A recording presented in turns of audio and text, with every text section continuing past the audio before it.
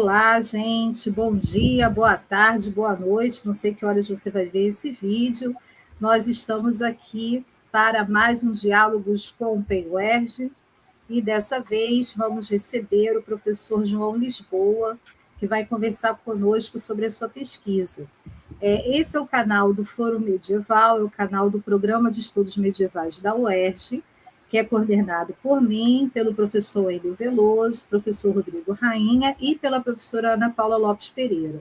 Por aqui nós apresentamos alguns dos nossos convidados que vêm conversar conosco sobre as suas pesquisas.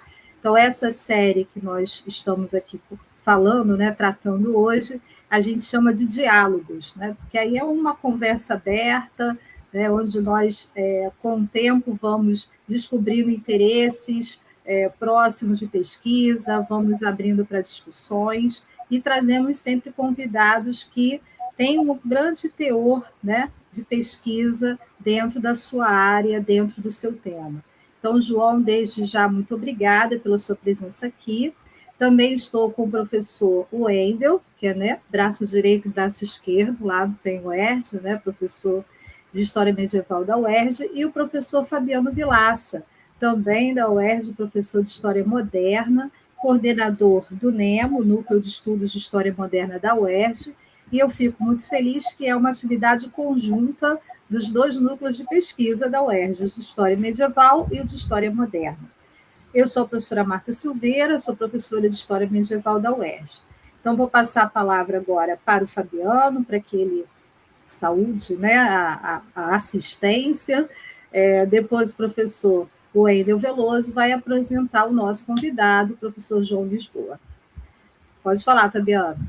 Muito obrigado, Marta. Também quero dar meu boa tarde, meu boa noite, meu bom dia, né? Dependendo também da hora que essa apresentação será assistida. Quero cumprimentar a Marta e o Wendel por mais essa iniciativa do PEN, né? Quero cumprimentar o professor João Lisboa e agradecer pela sua participação. É a segunda vez que eu participo de uma atividade promovida pelo PEN, né? E da primeira, assim como dessa, eu acredito que nós vamos ter um debate muito produtivo, né? Já registro aqui o meu interesse também pela sua pesquisa, como depois vou comentar, que acabei descobrindo uma sintonia entre a palestra anterior que eu assisti e uma pesquisa que eu acabei de concluir. Então, eu espero que, no seu caso também, eu consiga, né? Eu já vi algumas ligações que eu depois vou comentar.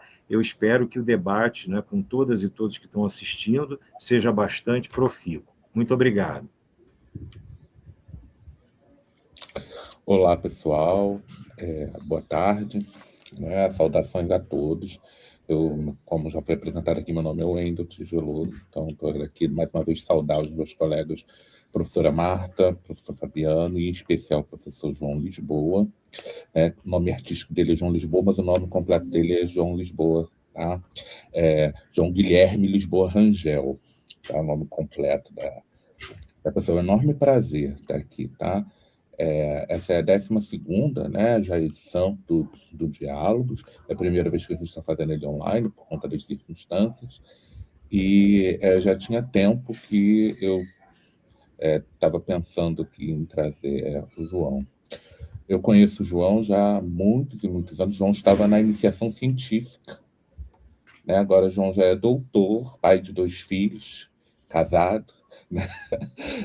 Para ver como, né? Eu acho que eu ainda nem estava no mestrado, eu estava no mestrado e ele estava na iniciação científica. Eu acho que eu nem no mestrado estava.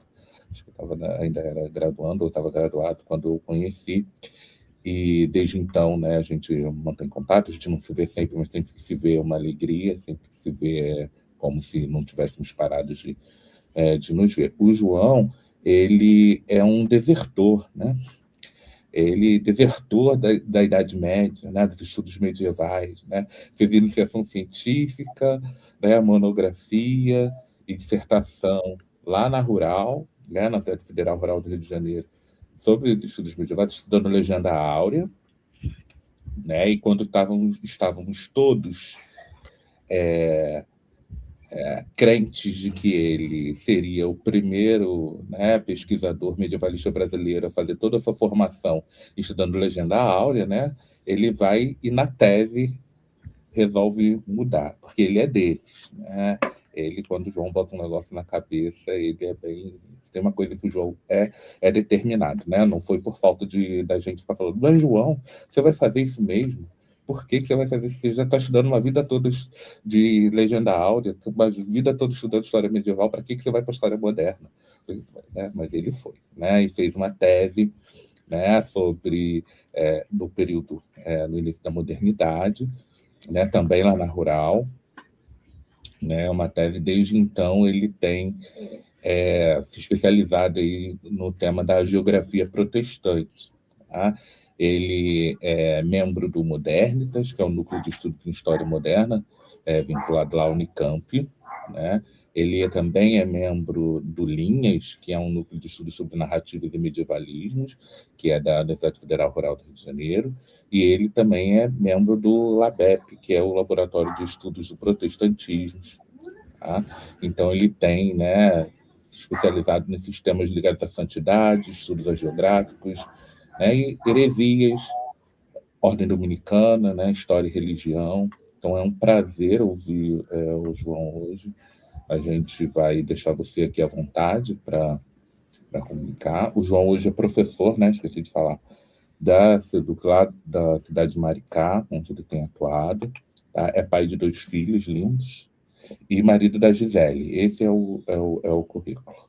Tá? Então, a gente vai deixar aqui você à vontade para comunicar e depois a gente volta para poder debater, meu amigo. É um prazer. Desde já eu quero agradecer enormemente, tá? À sua disposição. E quando tudo isso se resolver na UERJ, vamos marcar para você voltar lá, né, presencial, com certeza, para a gente estar junto, para eu te pagar, porque eu falei para ele quando eu convidei, falei assim, olha, Marcos, olha, tudo que a gente oferece é pão de queijo e bolo de cenoura.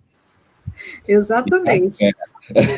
E aí ele me mandou mensagem assim, olha, eu vou aceitar, só que eu quero pão de queijo e um bolo de cenoura. Eu falei, não teve. Então, quando tudo isso acabar, a gente vai marcar um diálogo presencial, né? E o seu bolo de cenoura e o pão de queijo vai ser pago. Não se preocupe. Com certeza. Tá? Fique à vontade, meu amigo. A palavra é sua. Para controlar a frustração do pão de queijo, eu comi um pão de queijo hoje de manhã, entendeu? No café da manhã. Porque pão de queijo é um dos meus fracos, assim. Mas, bom, primeiro quero agradecer, assim, profundamente, né, a professora Marta, ao professor Wendel, também ao professor Fabiano. Eu tive há alguns anos numa defesa de uma dissertação de um amigo, Estevão, que eu acho que foi o senhor que orientou.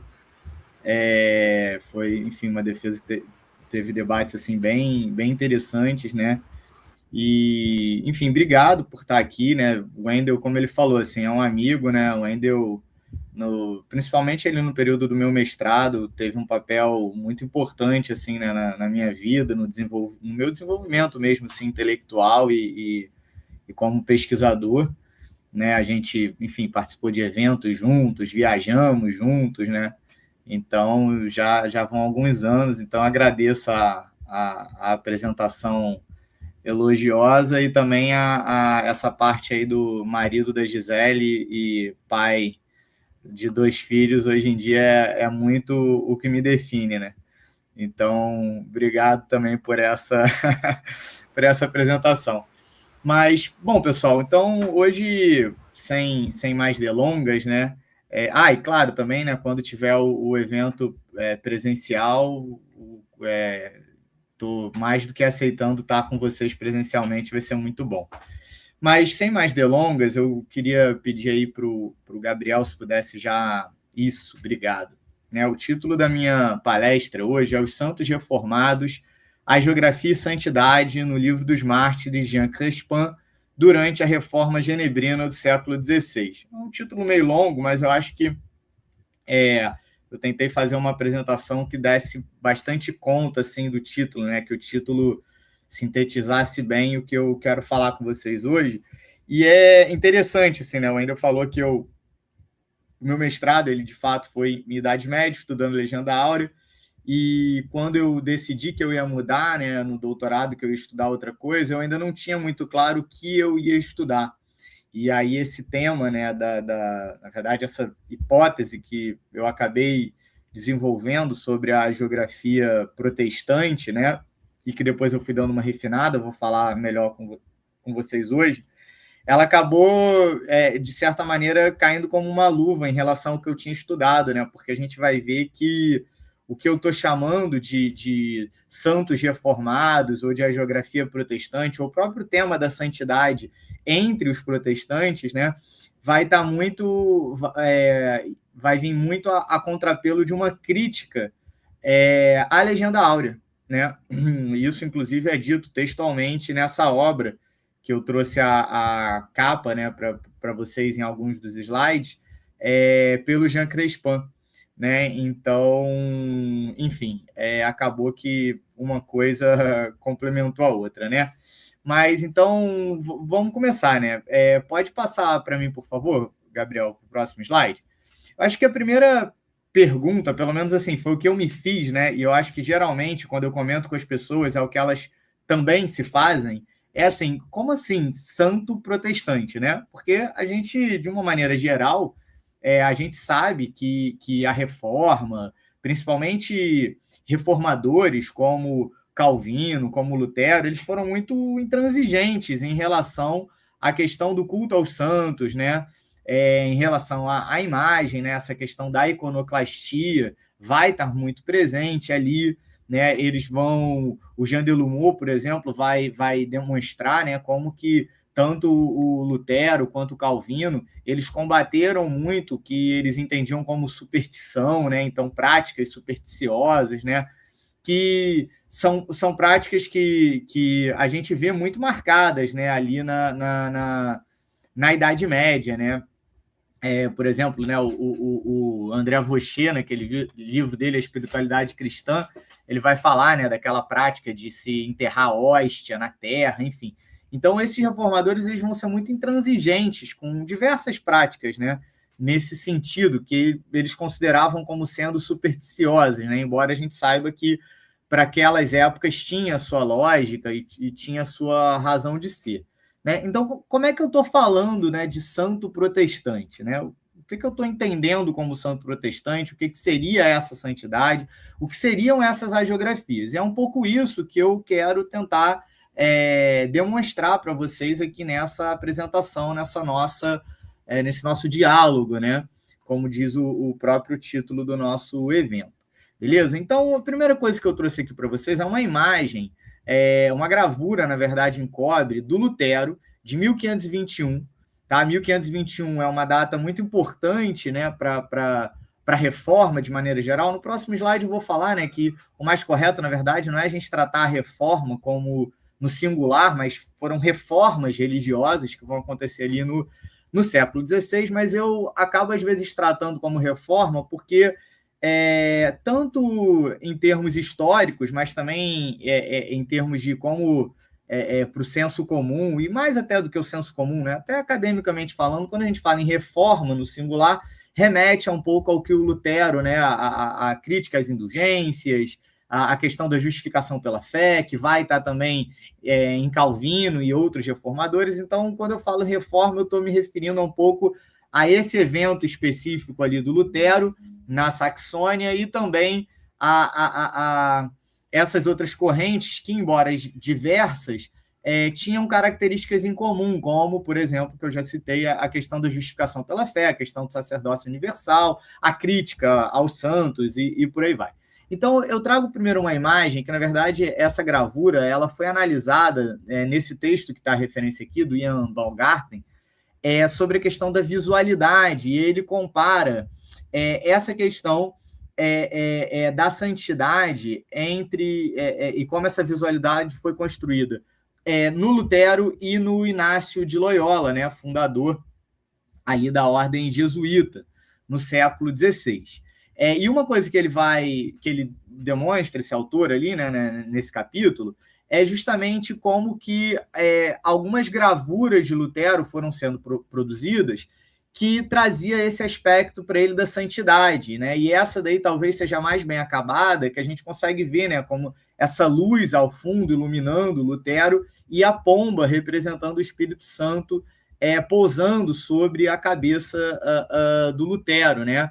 O que seria esse sinal e esse círculo atrás muito característico de, inclusive na Idade Média, quando você queria representar determinados santos, né? E como que isso é representado pelo Lutero. E aí esse autor ele fala assim, né, que apesar da resistência da teologia protestante à adoração das imagens, o retrato de Lutero tem uma enorme recepção. É certo que os partidários de Lutero, bem como seus inimigos, acreditaram no poder mágico e simbólico desses retratos, sobretudo nas reações físicas às gravuras. As imagens não somente foram adoradas, mas também destruídas e mutiladas, né? Então, ele está querendo dizer que, assim, a despeito, né, da resistência que a teologia que vai ser produzida ali pelo Lutero, pelo Calvino, né, pela teologia reformada e a própria teologia luterana, em relação à adoração das imagens, nesse contexto ali, né, da reforma ali do século XVI, a recepção que essas imagens tinham, né, e a sua própria produção, ela muitas vezes extrapolava a própria teologia, né? E aí uma coisa que eu, quando comecei a pensar nessa questão do santo reformado, do santo protestante, da geografia protestante, que eu fui ler, foi uma das principais obras do Calvino criticando o culto aos santos, né? E aí eu trouxe para vocês aqui esse trecho do Tratado das Relíquias, né? Que o Calvino ele critica o culto aos santos e também as relíquias, que eram muito populares, né? Ali nesse contexto da primeira metade do século XVI. E olha o que o Calvino diz, né? Ele diz assim: o primeiro vício que podemos considerar a raiz do mal foi deixar de buscar Jesus Cristo na palavra, nos sacramentos e nas graças espirituais, para, segundo o costume do mundo, entreter-se com vestes, capas e tecidos, deixando de lado o principal para ir atrás do acessório. O mesmo foi feito com os apóstolos, mártires e outros santos. Em vez de meditar na vida desses homens para seguir seu exemplo, as pessoas passaram a aplicar-se à contemplação e ao entesouramento de ossos, túnicas, cinturões, chapéus e quinquilharias semelhantes. Esse trecho do Tratado das Relíquias do Calvino, para mim, foi muito revelador, porque ele demonstrou justamente que a preocupação do Calvino não estava necessariamente com a exemplaridade dos santos, muito menos em tratar os santos como santos, ou seja, como pessoas exemplares, como pessoas separadas, né, como pessoas diferenciadas, mas sim, em primeiro lugar, na autenticidade disso que se atribuía a relíquias, né? Então, o Calvino, no Tratado das Relíquias, ele vai o tempo todo falar, né? Já falaram que existem não sei quantas capas de São Francisco, não sei quantos pedaços de cruz que Jesus teria sido crucificado. Se você somar isso tudo, você já construiu não sei quantas cruzes, né? Que é uma crítica não apenas do Calvino, é uma crítica anterior, né? Os humanistas já estavam fazendo essa crítica, mas que o Calvino ele também incorpora no seu Tratado das Relíquias. E o principal, né? A crítica aqui está ao fato de que essas coisas, né, essas relíquias e os próprios santos, assumirem um papel de contemplação e de adoração maior do que o próprio Cristo, do que o próprio Jesus, né? Então, esse trecho para mim foi muito revelador, porque ele demonstrou que, na verdade, não existia uma negação à peremptória, à ideia da santidade, nem à ideia da exemplaridade dos santos. Porém, ou a própria ideia dessa mediação do santo no sentido de aproximar a partir do seu exemplo de Jesus, de Deus, enfim, né, do sagrado. Né? E foi a partir disso que eu fui investigar. E aí é quando eu chego ao Martirológio, ao livro dos mártires do Jean Crespin. Pode passar, por favor, Gabriel.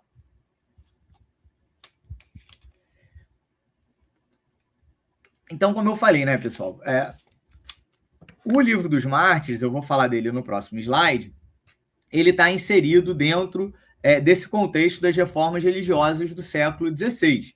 Como eu já adiantei para vocês, né, a gente não pode entender o que eu estou chamando aqui no singular, né, mas a reforma protestante como algo singular. Não era. A gente, da mesma maneira, a reforma que o Lutero começa ali, ela não é uma coisa inédita, né, ou melhor, ela é inédita, mas o seu anseio, a busca por essa reforma não era algo novo, era algo que desde o século anterior, do século XV, a gente já verifica, principalmente em concílios, né?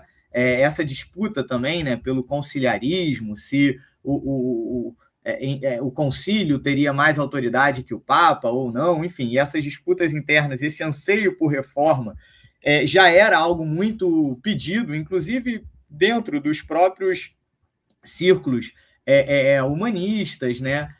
Também existia esse anseio. Então, o que a gente tem, na verdade, são múltiplas perspectivas de reformas, né? A gente vai ter a reforma ali do Lutero, a reforma evangélico-luterana, que a gente poderia falar, a gente vai ter a reforma do Calvino, e ali nos cantões suíços, que a gente também chama de a vertente reformada, né?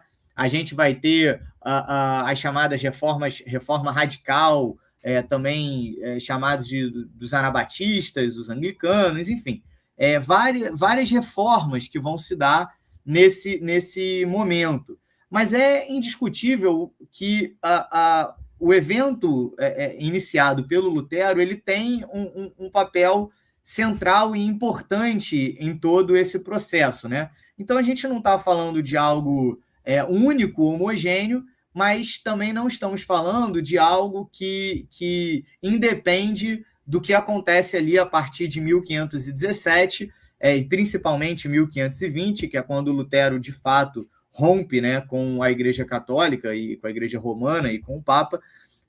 Também não dá para a gente desconsiderar esse evento de todo esse processo, né?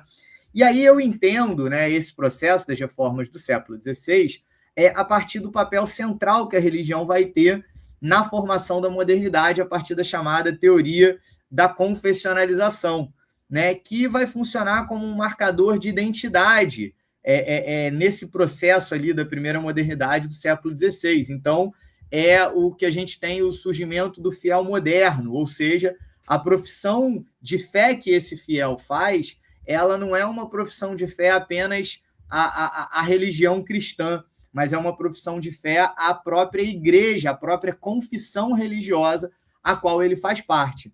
E aí eu trago aqui um trecho que ilustra bem isso que eu estou dizendo sobre a confessionalização, do professor Rui Rodrigues, né, lá da Unicamp, que ele vai dizer o seguinte: o processo confessional pelo qual surgiram as diferentes confissões de fé e, ao redor delas, comunidades específicas, tornou-se, assim, o processo de confessionalização, no qual se criavam estruturas que diferenciavam cada grupo com base na confissão e mecanismos de controle que garantiam a adesão a essas estruturas.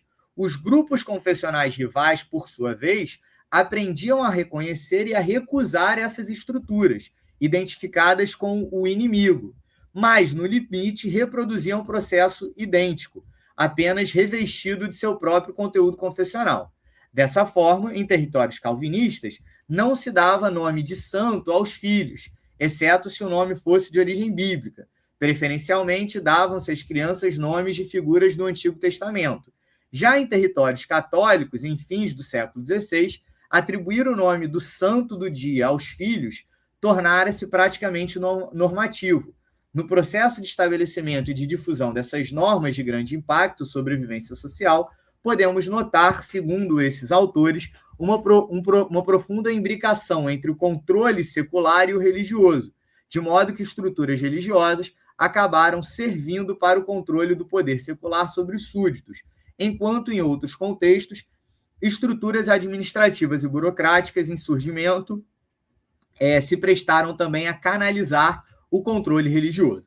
Então, basicamente, eu entendo esse período das reformas religiosas a partir dessa chave explicativa que é os processos de confessionalização, ou seja, essas confissões religiosas elas estão se formando e elas vão ser responsáveis tanto na construção da modernidade e como auxiliares do poder secular, e o contrário também, né? Então, o caso das igrejas territoriais da Alemanha, o próprio caso lá, né, da Genebra de Calvino, né? Essas confissões elas também vão ser responsáveis pela essa criação, né, de uma identidade e de um processo de disciplinamento, né, social que vai acontecer nesses lugares a partir dessas confissões religiosas. Então, quando eu vou falar, por isso eu chamo de hagiografia reformada, eu estou querendo dizer que uma hagiografia protestante ideal não vai ser necessariamente verificada. O que nós vamos ver a partir de cada confissão religiosa e a partir de cada reforma específica, a gente vai ter um tipo de hagiografia sendo produzido. É óbvio que, no conjunto, até porque nessa primeira metade do século XVI, essas fronteiras confessionais, essas identidades, elas ainda estavam se formando. Então, isso nem sempre vai ser muito claro, seja para os chamados protestantes, seja para os romanos, né? Então, vai ser muito frequente a gente ver, por exemplo, acusações de luteranismo a pessoas que, na verdade, tinham uma orientação reformada / calvinista. Então, não eram necessariamente seguidores de Lutero, né, mas vão ser acusados como luteranos. Então, essas fronteiras elas ainda estão se formando. Mas, de qualquer forma, essas identidades confessionais elas vão influenciar a produção disso que eu estou chamando de hagiografia reformada e, no limite, também da chamada hagiografia protestante. Pode passar, por favor, Gabriel.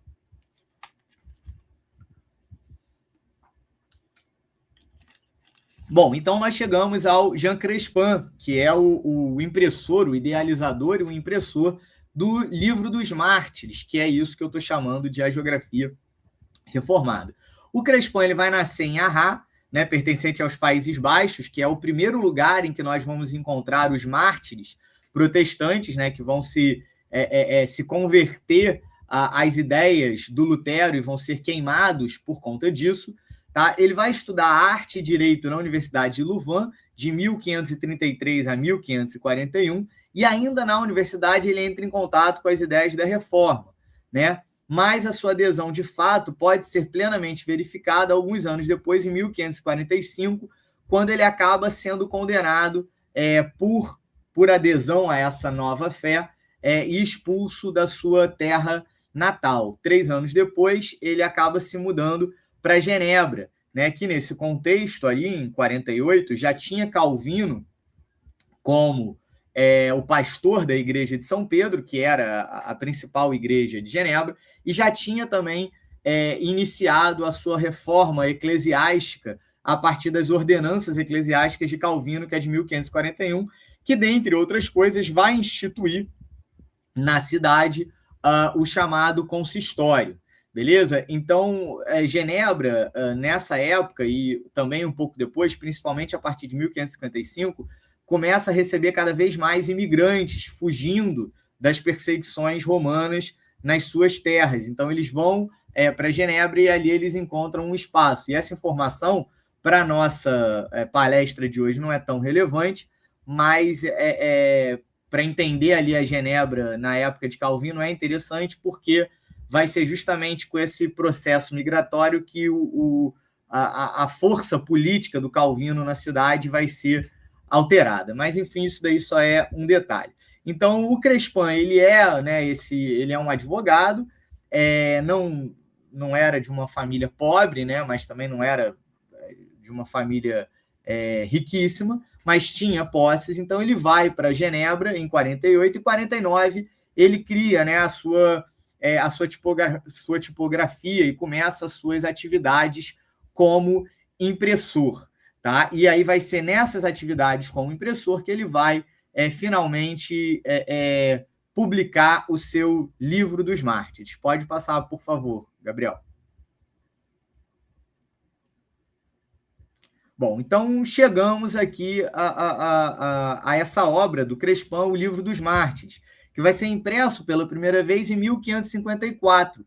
E aí tem uma questão interessante, né? Porque para a primeira impressão, o Conselho da cidade de Genebra ele vai exigir que palavras como santo e mártir fossem retiradas do livro, né? E aqui vai ter uma questão interessante, porque existiu uma disputa nessa época entre o Conselho da cidade e o próprio Calvino.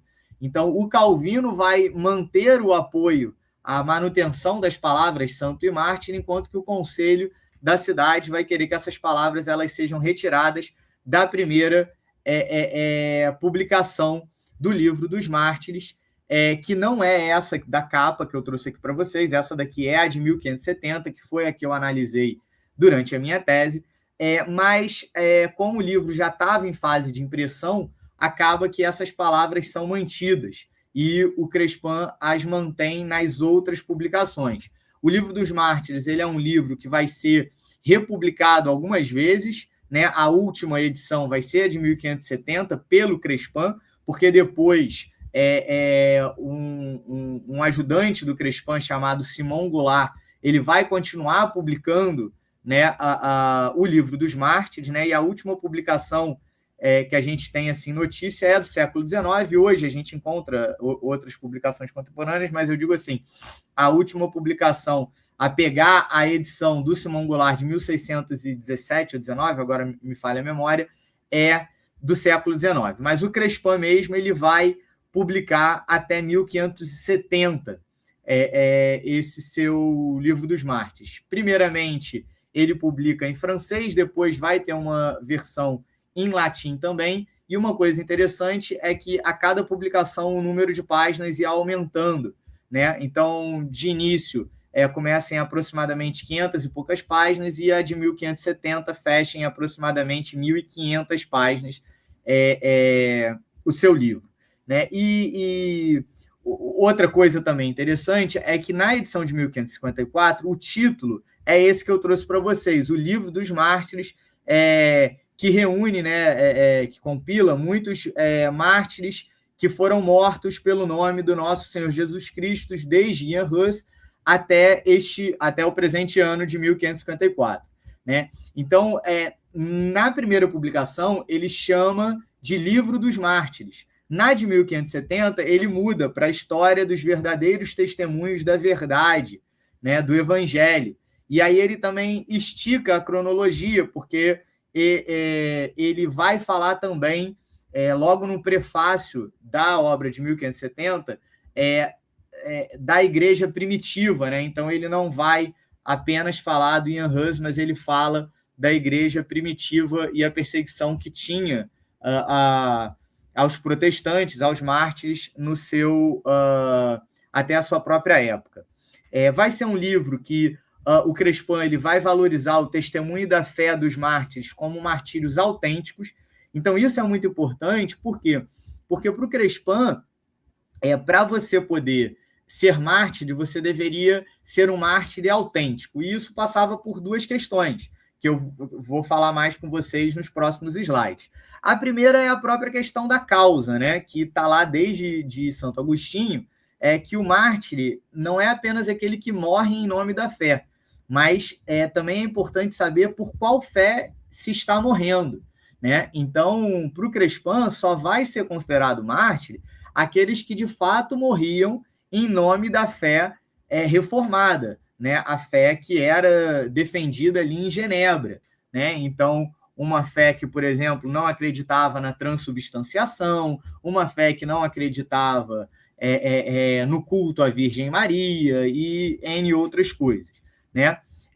A edição de 1570, ela aprofunda, diferentemente da de 1554, o caráter historiográfico e também o tom polêmico da obra, tá? E na própria década de 50, o martiriológico do Crespin ele vai ser o primeiro a ser publicado, mas na década de 50, vários outros vão ser, dentre eles o mais famoso, na Inglaterra, do John Foxe, né? E tinha um pouco esse objetivo, né, de provar que a fé protestante, né, ou que essa nova fé, ela era tão capaz de produzir mártires quanto a fé romana, a fé católica. Pode passar, por favor. Bom, então, o Livro dos Mártires, né? Como eu já falei mais ou menos para vocês no slide anterior, reunindo notícias, cartas e principalmente processos judiciais, isso foi algo que eu não mencionei, mas é fundamental. Para o Crespin, é muito interessante que no seu prefácio ele vai dizer que o que ele trazia ali não eram relatos de legenda áurea, né? Então, ou seja, relatos que não eram fidedignos, que seriam fantasiosos, porém eram relatos autênticos. E onde está essa autenticidade? Como eu falei, na causa do mártir, mas também no fato dele ter utilizado de muitos processos judiciais, tá? Que nessa época vai ter um peso muito importante. Então, ele vai utilizar de cartas, processos judiciais para reunir os seus casos de martírio. Então, ele vai compilar inúmeros casos de martírios entre esses protestantes, correlacionando as perseguições antigas às que ocorriam em sua época, ou seja, perseguições antigas, perseguições desde a época da igreja primitiva, né, lá do início do cristianismo. Valendo-se da exemplaridade dos mártires, o impressor genebrino ele reforçava a doutrina calvinista, reformada, ao mesmo tempo em que retomava a escrita geográfica por meio de uma compreensão própria que se apresentava sobre a santidade. Tá? Então, basicamente, adiantando para vocês, o que eu estou afirmando? Que o Crespin, na verdade, com seu livro dos Mártires, ele, a partir de uma compreensão própria sobre a santidade, em congruência com essa fé reformada, com essa fé que está sendo, essa confissão religiosa, melhor dizendo, que está sendo desenvolvida ali na Genebra, na época do Calvino, o Crespin ele vai escrever uma hagiografia, tá? Nesse livro dos Mártires. E aí, quando eu estava desenvolvendo melhor essa hipótese da minha tese, eu me deparei com alguns trabalhos que rejeitavam tratar o livro dos Mártires como uma hagiografia. E, basicamente, foram 3 tipos de discordância em relação a isso. A primeira foi essa aqui, a letra A, da Catharine Coates, que ela vai dizer o seguinte: a compreensão, o livro dos Mártires não seria uma hagiografia, porque o discurso hagiográfico para ela, ele teria que estar ligado a uma espacialidade promotora do culto ao santo, ou que guardasse a própria história e presença desse santo. Então, é um pouco aquilo que o Delean vai falar no Loca Santorum, né? Então, que a hagiografia ela estaria relacionada a um lugar de culto ao santo, a sua relíquia, etc. Né? Uma segunda compreensão vai ser do Brad Gregory, que vai falar da hagiografia como um material não verídico, fabuloso, então cujas informações não poderiam ser comprovadas, então não teriam autenticidade histórica. Então, que isso também seria diferente do que o Crespin estava propondo no seu martiriológico, né? Ou seja, existe uma preocupação aqui, como eu falei, com a autenticidade, com a veracidade do que está sendo narrado. Né? E o Gregory ele vai fazer isso na sua pesquisa, mostrar como que muitos relatos presentes no martiriológico do Crespin, de fato, seriam comprovados, vamos dizer, historicamente, ou seja, comprovados em que sentido? No sentido de que, de fato, aquela pessoa foi morta, foi julgada, etc. e tal. Tá? E, por fim, uma terceira objeção seria o discurso hagiográfico como algo estritamente exemplar, né? Ou seja, ele estaria direcionado à edificação de quem está escutando, né? E entra em contato com esse material. E por isso ele estaria... o discurso hagiográfico, portanto, ele estaria para a edificação e não para a história, né? E como, principalmente na edição de 1570, o Crespin está falando que ele está escrevendo uma história, né? A história dos verdadeiros testemunhos da verdade, do Evangelho, o livro dos Mártires não poderia ser considerado uma hagiografia, né? Então, basicamente, não sei se está muito claro, mas depois, se quiserem, nas perguntas eu posso responder melhor, mas basicamente essas seriam as 3 objeções, né?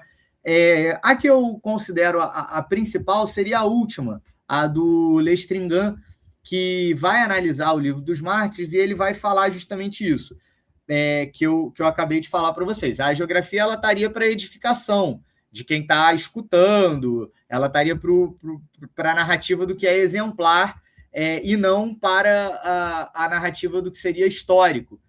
E o livro dos mártires do Crespin, ele se pretenderia histórico, ele se pretendia uma história.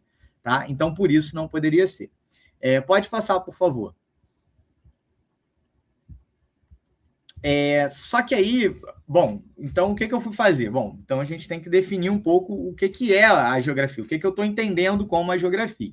E aí eu trato como o discurso geográfico.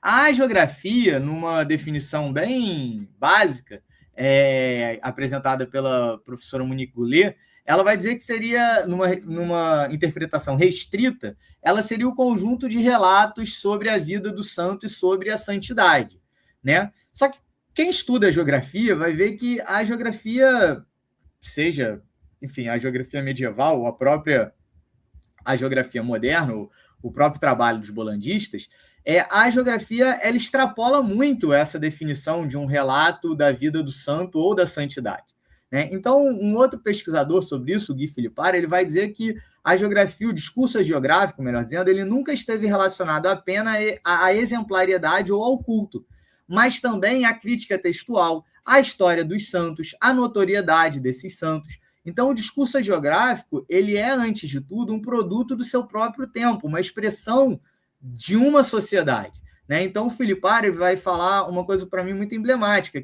que não há santos, há somente geógrafos, ou seja, aqueles que estão escrevendo sobre os santos, tá? Então, deve-se, portanto, ter atenção aos projetos e usos que os textos geográficos serviram, né? A exemplaridade, o culto, a edificação, a norma, critérios tipológicos, isto é, não necessariamente preocupados com verdadeiro e falso, tudo isso compõe também o discurso geográfico, e não apenas um ou outro, mas todas essas coisas elas podem ser analisadas e devem quando a gente analisa um discurso geográfico, né? Então, o discurso geográfico, seja no livro dos mártires, seja na Idade Média, seja na Legenda Áurea, por exemplo, ele atualiza a narrativa que está sendo contada e a legitima. Então, muito além da edificação, os santos eles estabelecem o nexo entre o passado e o presente. Eles faziam a narrativa antiga se tornar contemporânea. Então, o discurso geográfico, muitas vezes, ele também atuava como uma espécie de discurso historiográfico, na medida que ele estabelece esse nexo entre passado e presente. Pode passar, por favor. E assim a gente chega ao que eu estou chamando de a geografia reformada do Jean Crespin, né? Em primeiro lugar, o que a gente observa logo no seu prefácio, né, no prefácio da obra, é que ser a igreja verdadeira é ser perseguido, e ser perseguido é ser Marte. Então ele vai dizer assim: então a doutrina e a confissão de fé são os frutos entre todos os outros mais notáveis, certamente os verdadeiros fundamentos da fé, e aos quais é preciso especialmente deter-se nestas compilações eclesiásticas que são organizadas em 8 livros dessa história eclesiástica para julgar os mártires pela palavra de Deus. Que o Senhor deu à morte deles, dos mártires, tal saída como tiveram os mártires da antiga igreja, em uma mesma confissão de doutrina, não os que quiseram também no mesmo rol e santificar a sua memória para sempre, mas ainda a fim de que toda dificuldade seja retirada, que poderia impedir aos ignorantes de ter aqueles mártires dos últimos tempos por verdadeiros mártires e fiéis servidores de Deus. Eu reunirei alguns depoimentos dos mais excelentes e singulares que as Escrituras propõem-nos para verdadeiros espelhos e modelos de mártires, a fim de demonstrar que, de uma mesma causa, houve em todos os tempos os mesmos efeitos e procedimentos como em acusações, como julgamentos e condenações. Então, nessa parte que eu trouxe aqui para vocês, o Crespin está querendo basicamente dizer o seguinte: olha, a igreja ela sempre foi perseguida e ela sempre gerou os seus mártires. Logo, nós somos a verdadeira igreja justamente porque somos perseguidos. Mas, como eu falei já para vocês, né, a questão da causa. Então, não se trata de qualquer perseguição, mas uma perseguição a uma determinada confissão específica, que nesse caso é a confissão reformada. Tá? Então, a causa dos mártires que o Crespin apresenta no seu livro, ela seria a mesma de Cristo e os apóstolos, que, por sua vez, em termos confessionais, seria a mesma da igreja reformada, da confissão reformada, que está ali, no caso do Crespin, ali em Genebra e nos cantões suíços. Então, a gente observa que a obra do Crespin ela tem um objetivo pedagógico e ela tem também um objetivo propagandístico, ou seja, uma defesa tanto da fé reformada, como também uma defesa da reforma genebrina. Mas não só isso, ela também traz um caráter de instrução acerca dessa fé, que pode passar o próximo slide, eu acho que vai ficar mais claro agora com o próximo exemplo que eu trago para vocês, que aqui eu vou ler, que é o caso do Jean Rabec, que é, por exemplo, um dos mártires que está presente no livro dos mártires. E aqui a gente vai conseguir observar tanto esse discurso geográfico quanto esses objetivos propagandísticos e pedagógicos presentes na geografia do livro dos mártires do Crespin. Então, o Jean Rabec ele é capturado e ele vai para um interrogatório. Isso é basicamente a grande maioria dos casos se passam em momentos de interrogatório, tá? Então, ao longo de todo o interrogatório de Rabec, não faltaram oportunidades em que esse pôde pregar e convencer sua audiência a respeito da verdadeira doutrina. Assim, ao ser interrogado a respeito da missa, o mártir responde que não acredita nela, pois se trata de uma invenção humana, idolatria manifesta que adora um pedaço de pão em vez de Jesus Cristo, além de blasfematória, pois atribui remissão dos pecados. Então, no interrogatório, o mártir tem a oportunidade de falar, de criticar, por exemplo, a missa e o porquê dele não participar da missa. O texto faz questão de explicitar que o interrogatório transcorria na presença de inúmeras pessoas, entre elas padres, nobres, homens de reputação, mas que desconheciam, entre aspas, a verdade. Inquirido sobre o Papa, Rabec responde que o único chefe da igreja é Jesus Cristo, posto que as escrituras não apresentam outro, e acrescenta dizendo que para ele o Papa é o anticristo. Embora reconheça que tal acusação é grave, o mártir afirma que não poderia contrariar sua convicção. Outros temas como Eucaristia, batismo, purgatório, Maria e os santos também são tratados no interrogatório. Em todos os casos, o mártir mantém sua postura reformada, alinhado com a posição de Calvino e o restante da obra de Crespin.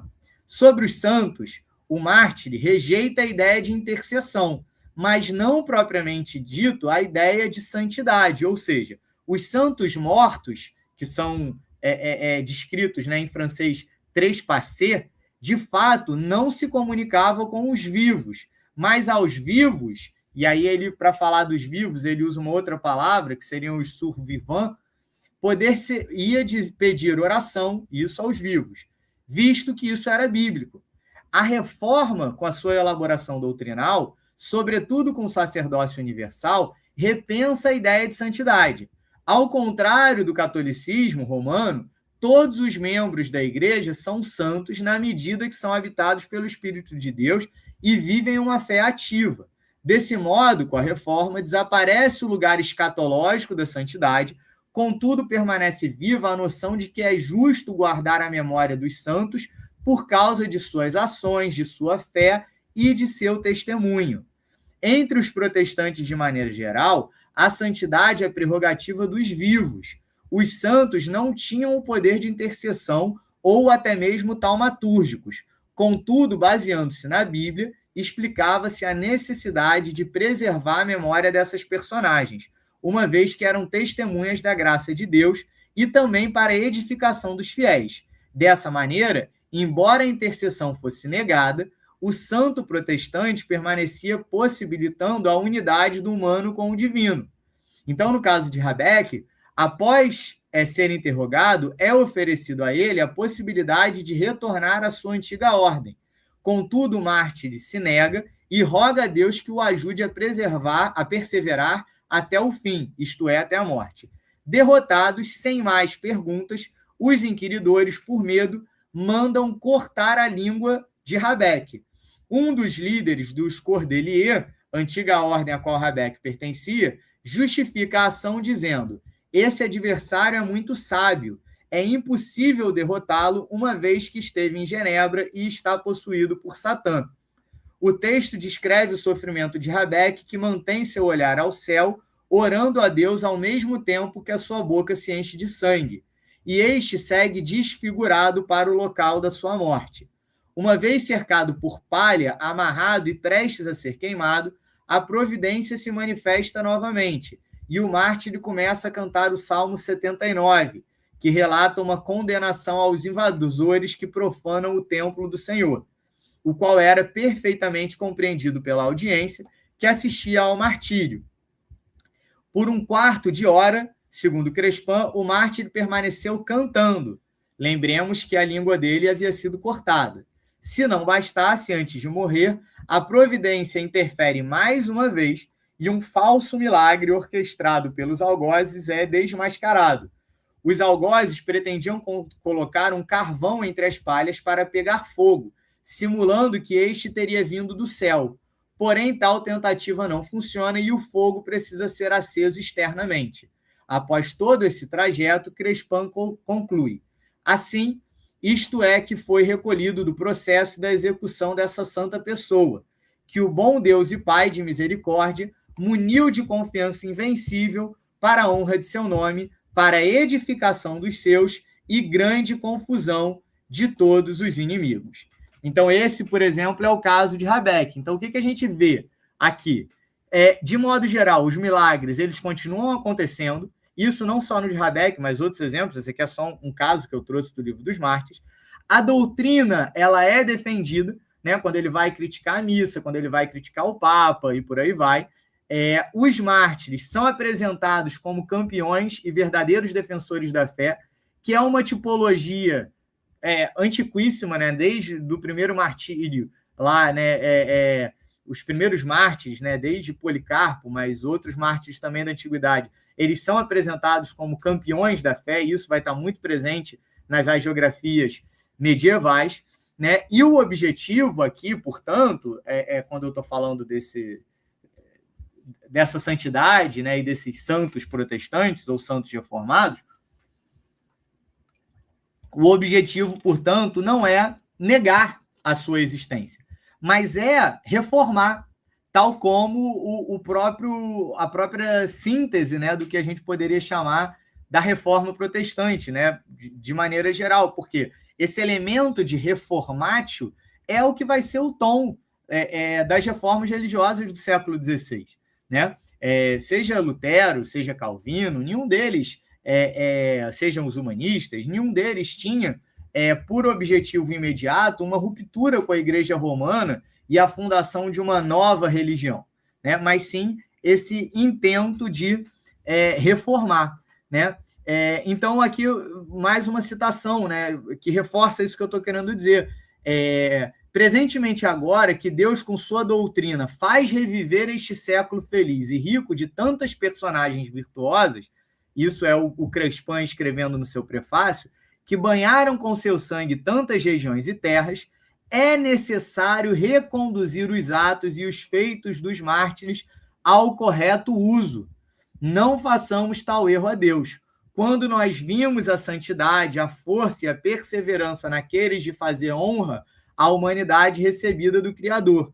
Tenhamos em admiração suas vitórias, mas magnifiquemos aquele que tem malignidade e superou a si mesmo. procuremos a força com a qual eles extraíam todas estas graças. Não entesouremos mais e de fazer guardar seus restos mortais, seus ossos, são coisas mortas, mas os vejamos vivos em suas respostas, epístolas, disputas e nas memórias das suas perseveranças, a fim de ser edificados por eles como é devido. Né? Então, aqui é o próprio Crespin, tanto corroborando o Tratado das Relíquias do Calvino, mas também isso que eu estou trazendo aqui para vocês. Né? Ou seja, não é o objetivo negar o santo ou a santidade, mas reformá-los, reconduzi-los ao correto uso. Pode passar, por favor. Os mártires, então, na obra do Crespin, eles cumprem uma função pedagógica, mas também representam um discurso hagiográfico, na medida em que não apenas edificam, mas também manifestam o sobrenatural, ou seja, são pontos de contato do aqui e do agora com a esperança do porvir. Assim, esses mártires, esses santos, eles sacralizam o discurso através dos feitos da sua vida, da sua morte, do seu sofrimento, do seu interrogatório, etc. E criam um nexo entre passado e presente. A própria dinâmica do tempo, portanto, a partir do relato desses mártires, se torna sagrada. E aí, aqui, para fechar, mais outros dois casos, do Pierre Godet e do Juan Dias. Pode passar, por favor. No caso do Pierre Godet, o que chama a atenção? É um relato bem curto e que o subtítulo é assim, nota ao relato deste mártir, o começo do evangelho na cidade de Genebra. Então, o relato do Godet, ele inicia mencionando a presença da cidade de Genebra como posse de Saboia, ou Savoia, e a libertação que esta recebeu a partir de 1535, ou seja, de Genebra, com o reformador Guilherme Farel e outros ministros. Contudo, partidários do bispo da cidade permaneceram perseguindo os que eram fiéis ao evangelho, ou seja, adeptos da reforma do Farel. E assim, acabaram capturando Pierre Godet, torturando e queimando. O mártir, no entanto, invocando o nome de Deus, permaneceu alegre por todo o sofrimento, rendendo sua alma de forma bem-aventurada. Por que eu trouxe esse caso? Porque ele é muito interessante, porque o título, né, do capítulo é o nome do Pierre Godet. Mas vem esse subtítulo falando sobre o começo do evangelho na cidade de Genebra, e o que mais ocupa espaço na narrativa é essa história do início, né, da reforma na cidade de Genebra com o Guilherme Farel, ali, e essa disputa com Savoia em 1535.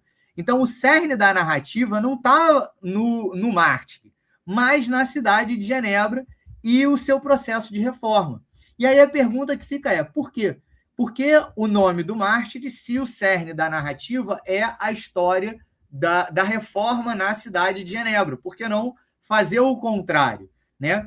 E aí, por exemplo, o Pocock, ele vai falar que nesse contexto ali do século XVI, muitas vezes a história sagrada ela é utilizada a partir da maneira que essas pessoas olham o mundo, que é uma maneira, por assim dizer, religiosa, sacralizada. A história sagrada ela acaba sendo utilizada para explicar a história secular. E, nesse processo, a própria história sagrada também se seculariza. Porém, a pergunta que eu faço, né, é o que faz dessa história, o martírio do Godet, ou melhor, a história da reforma em Genebra, ser uma história sagrada. Para mim, o que faz dessa história da reforma de Genebra sagrada é o martírio do Godet, ou seja, o martírio ele sacraliza a própria história da reforma de Genebra. E isso é um exemplo de uma hagiografia reformada. Né? Não sei aqui se o Wendel vai lembrar, mas isso foi algo que eu tratei no meu mestrado.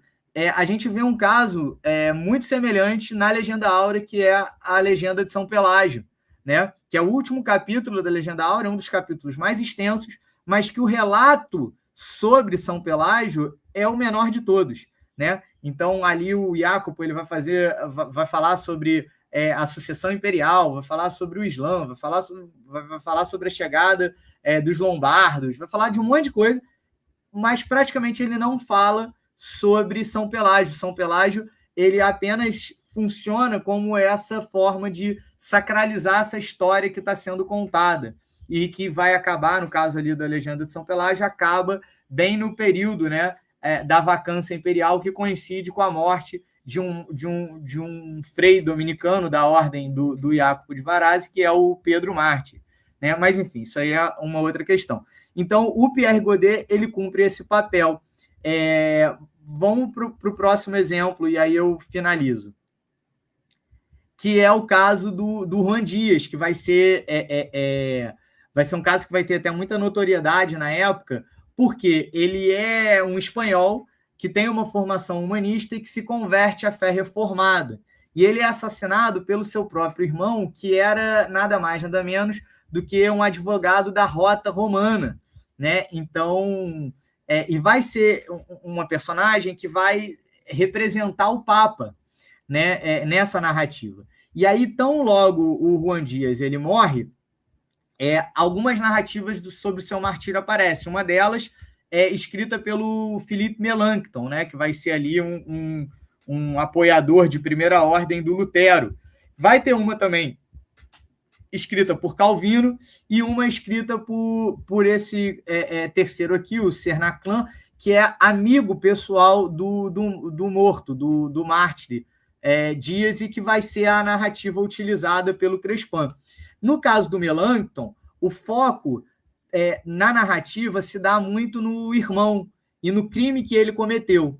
No caso de Calvino, a ênfase da narrativa ela se dá num ataque ao Papa, e não tanto no Juan Dias.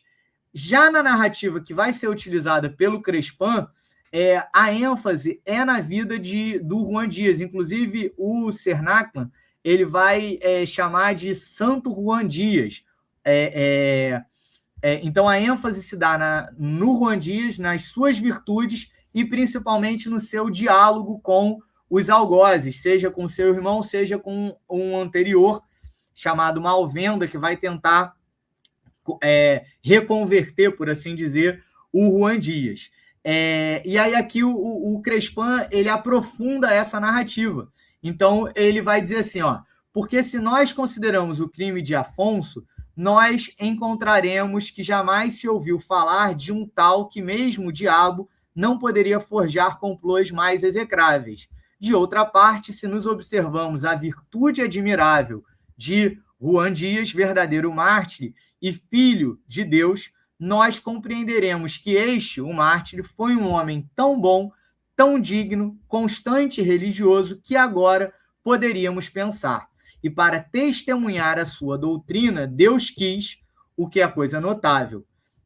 No entanto, que fosse passar um tempo em Neuburg, que é o lugar que ele vai ser assassinado, em que ele escreveu e publicou pela impressão da dita cidade, antes de morrer, uma confissão como memorial perpétuo a todos os fiéis das graças que ele teria recebido do Senhor. Então, os mártires, portanto, eles acabam cumprindo esse papel de elo entre a história, a causa e a doutrina, no caso do Livro dos Mártires, a doutrina da Igreja Reformada e o sobrenatural. Então, no que eu chamo de hagiografia reformada, esse papel de interseção, ou melhor, de ponto de contato entre o aqui e o agora, a causa, a doutrina que está se querendo defender, o ensino que está querendo se passar e o sobrenatural, ele é mantido. Porém, como eu tentei apresentar para vocês aqui ao longo da explanação, ele é mantido nos seus próprios termos, nos seus termos reformados, em consonância com, no caso do Jean Crespin, com a Igreja, com a Reforma Genebrina, que está ocorrendo ali na metade do século XVI. Então é isso, pessoal. Acho que o próximo slide são as referências, se eu não estou enganado, né? E agora, enfim, a gente pode conversar. Mais uma vez eu agradeço. Espero que tenha ficado claro. O que não ficou claro, podem perguntar que eu tento esclarecer agora.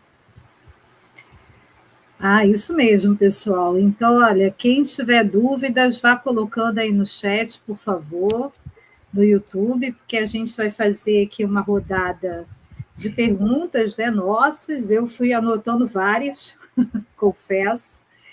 E depois a gente vai ler as perguntas de vocês no chat, tá? Então, coloquem aí, por favor, as dúvidas de vocês e os elogios, etc. João, muito obrigada mesmo pela sua palestra. Poxa, interessantíssima. Sinceramente, eu nunca tinha parado para pensar que a ideia da geografia poderia transcender a Idade Média. Não sei se convenci os medievalistas. Bom, eu não sou uma especialista em geografia, eu acho que você me convenceu de algumas coisas, sim, e eu fiquei muitíssimo curiosa, né? Então, eu vou te fazer uma pergunta, depois eu vou abrir para o Fabiano e o Wendel fazerem também, aí, se der tempo, eu faço as 10 que eu listei aqui, ou então, quando você for lá comer o nosso pão de queijo e pulinho de cenoura, você vai poder responder, né, melhor ainda. Eu fiquei muito curiosa em muitas coisas, como eu te disse, mas eu tenho, na verdade, duasinhas que eu gostaria de fazer para você. Primeiro, se você, dentro desse livro de Mártires, tem uma diferença ou tem presença, na verdade não é diferença, presença de mulheres e homens, ou seja, há uma diferença de gêneros ali, ou são basicamente mártires homens? Tá?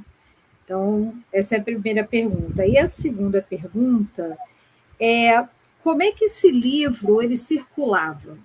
Porque as geografias, de uma maneira geral, né, pelo menos pelo que me parece, dos especialistas que trabalham com isso, como Wendel, André Frazão, não é muito a minha praia de geografia, mas, em geral, as geografias elas são construídas como modelos e, às vezes, utilizadas como instrumentos de pregação, né?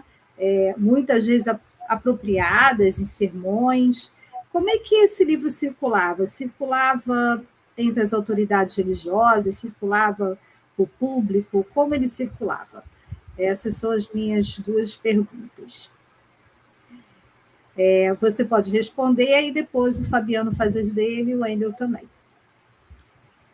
Tá ótimo, Marta. Eu estou tentando, da primeira pergunta, eu estou aqui no computador, estou tentando achar, porque sim, essa questão da presença de mulheres e homens tem sim, tem uma diferença, inclusive tem uma autora, uma pesquisadora que já tratou sobre isso. Eu estou tentando achar aqui o nome dela e do trabalho, mas depois, se quiser, eu posso te passar. Sim, não precisa ser agora exatamente, não. Mas tem sim. Em relação à circulação, era um livro impresso, né? Então, assim, seja nas feiras, né, ele era vendido, mas esse livro também vai ser lido, por exemplo, nos cultos, né? Então, existiam momentos do culto em que o livro dos mártires poderia ser lido. Então, seja entre autoridades, seja entre pessoas assim comuns, como eu falei, o do Crespin ele é o primeiro. Então, todos os outros martiriológios que vão surgir, o do John Fox, que é o mais famoso, por exemplo, vai ser a partir do acesso que eles têm ao livro do Crespin, que chegava das mais diferentes formas, assim, ali por todo o território da Europa, seja as feiras de livro que você tinha, seja às vezes um missionário indo de um lugar para o outro, né, levando o livro, seja num culto que poderia ser lido. Então, assim, o livro ele circulava dessas diferentes maneiras, né? Não sei se responde. Não, respondeu sim, ainda me deixou mais curiosa, mas vamos passar para frente. Fabiano, quer fazer suas perguntas? Quero sim. Obrigado, João, pela exposição. Na verdade, assim, sem clichê, eu quero dizer que eu aprendi bastante com a tua apresentação, porque eu não trabalho com história da igreja, história da religião, né? E aprendi basicamente, né, que a geografia vai muito além daquele entendimento que eu tinha, né? Eu estava muito próximo da definição que você apresentou do Frank Lestringan sobre o que seria a geografia, mas percebi essa distinção que se deve fazer entre o que é a geografia e o que é o discurso agiográfico, né? Que tem uma historicidade, que tem uma proposta que vai além simplesmente da ilustração das virtudes exemplares dos santos, né? E principalmente aprendi sobre a geografia protestante, que para mim é assim a grande contribuição que você traz no seu trabalho. E para quem trabalha com a época moderna, não é? Também me chamou muita atenção essa questão da confessionalização que você coloca, que perpassa, né, claro que com diferentes nuances, com mudanças, enfim, por toda a época moderna. Na verdade, não se restringe nem à divisão clássica da história moderna, porque até bem entrado o século XIX, a gente ainda percebe a força da religião e da religiosidade na cultura política das sociedades ocidentais, não é? E para quem trabalha com uma sociedade de antigo regime, especificamente a sociedade portuguesa de antigo regime, a gente percebe o quanto que a religião e a religiosidade são traços importantes dessa cultura política do antigo regime. Então, algumas coisas assim na tua apresentação foram me chamando a atenção e vão ao encontro, inclusive, do que a Marta já colocou. A questão da recepção da obra, né? A questão da circulação, ou seja, como é que essa obra circulou, você fala aí, na sua resposta, você já adiantou um pouco, né? O Crespin, você apresentou que fez a última edição em 1570, mas depois outros martirológios foram surgindo, a partir, inclusive, da experiência dele, né? Da leitura do que ele escreveu. Então, eu queria saber como é que é a recepção disso, até para além do século XVI, se você tem elementos assim na tua pesquisa sobre isso, e principalmente a recepção disso, talvez no mundo católico, pensando, por exemplo, nos mecanismos sensórios, não é? Que os países católicos vão criar, sobretudo, num contexto pós-tridentino.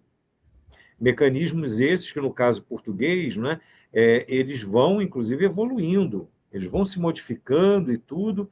Ao longo do século XVIII, há mudanças importantes nesses mecanismos de censura, enfim.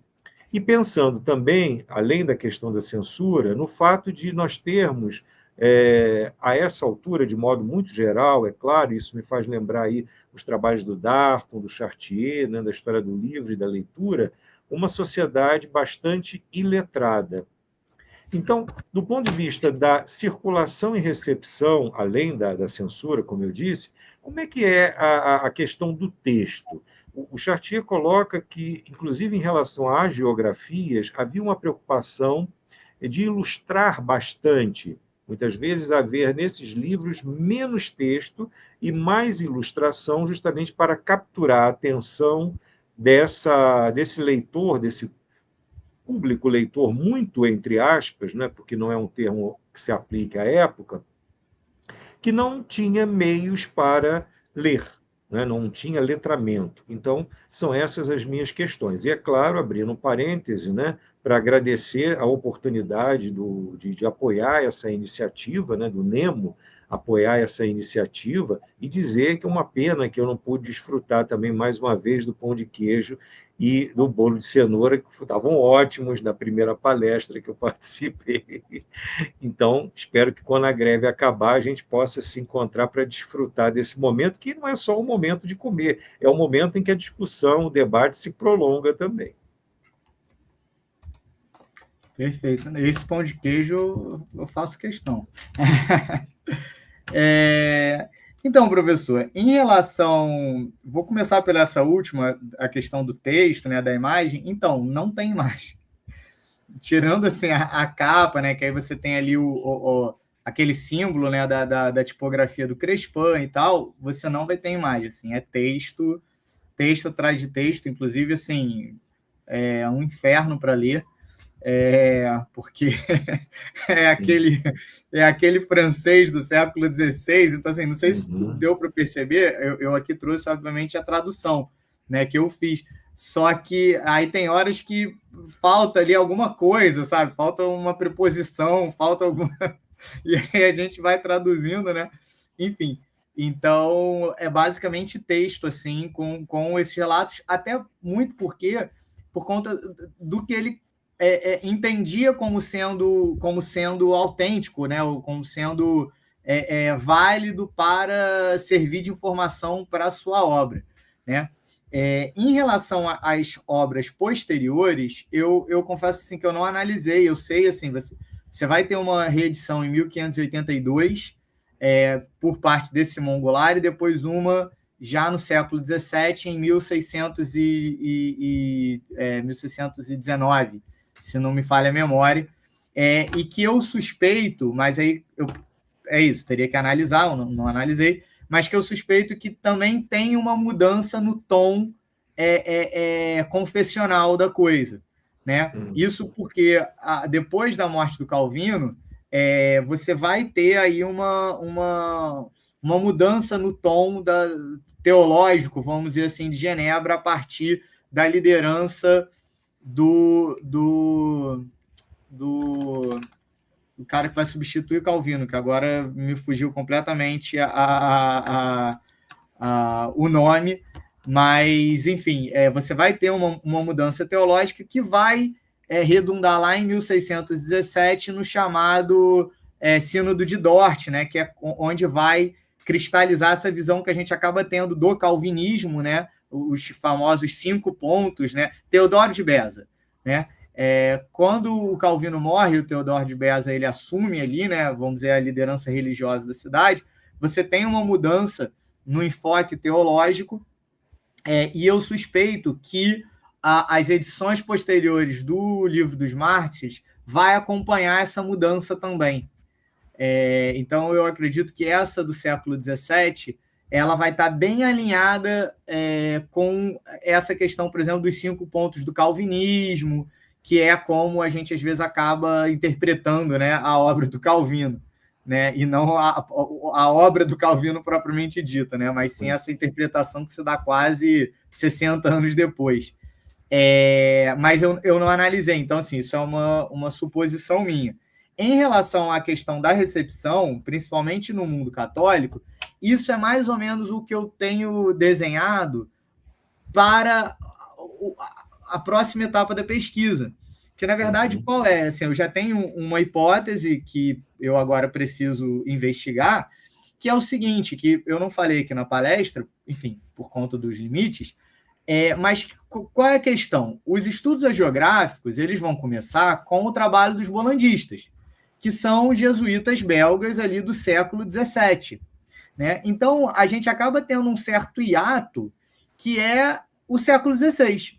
Então, assim, o que aconteceu no século XVI? Não existiram as geografias no século XVI? Então, assim, você teve a geografia até o século XVII, até o XV, e depois veio a reforma, aquele caos, e aí no XVII os bolandistas voltam a estudar a geografia, a produzir as Acta Santoro.